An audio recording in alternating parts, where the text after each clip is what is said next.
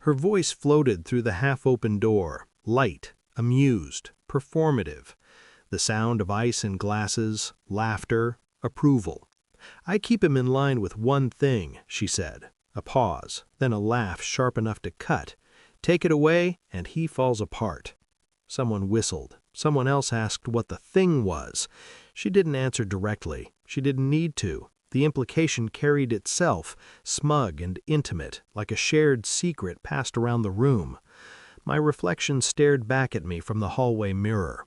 Calm, blank, useful.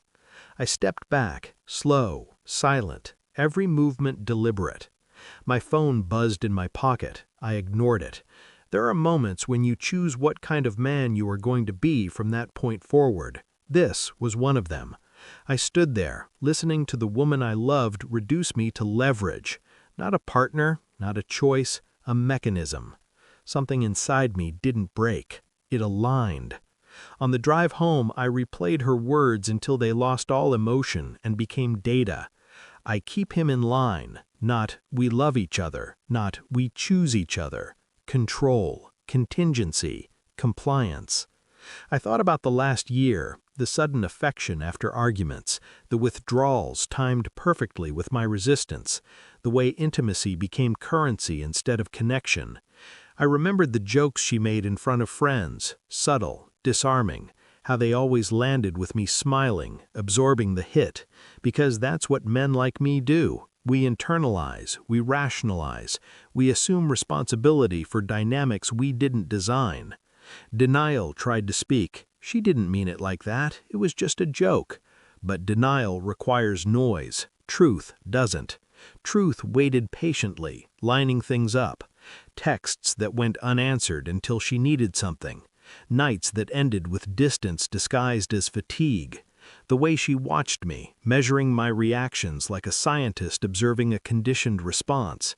This wasn't love. It was training, and I had been a very cooperative subject. I didn't change my behavior. That was important. I stayed attentive, predictable, reliable. I let her believe the system was intact. Meanwhile, I watched. I noticed how often she checked her phone when she thought I wasn't looking, how a certain name appeared, vanished, appeared again, not saved, always deleted. I requested phone records under the guise of lowering our bill. Numbers repeated, durations stretched, late hours. I listened more than I spoke. Silence invites confession. I noticed how her friends treated me, fond, amused, pity threaded through politeness. They knew more than I did, or thought they did. At night, while she slept with her back turned, I cataloged the ways power had shifted without my consent. I wasn't angry. Anger is wasteful. I was curious, and curiosity is dangerous when paired with patience. The confirmation arrived quietly, a message forwarded from a mutual acquaintance, not malicious, just careless. A screenshot, a name, a context. I didn't confront her immediately. I waited 3 days. When I finally asked, I didn't accuse. I asked a question so neutral it felt harmless. "Who's Daniel?" She froze. Not long, just long enough. Her eyes flicked down, then up. A practiced shrug. A coworker. I nodded. Later that night I placed my phone on the table between us. Open, bright, undeniable. The color drained from her face. "I can explain," she said, already crying. I leaned back. "I don't need the story," I said. I needed the structure. She didn't understand that yet. I didn't raise my voice. I didn't insult her. I dismantled the architecture.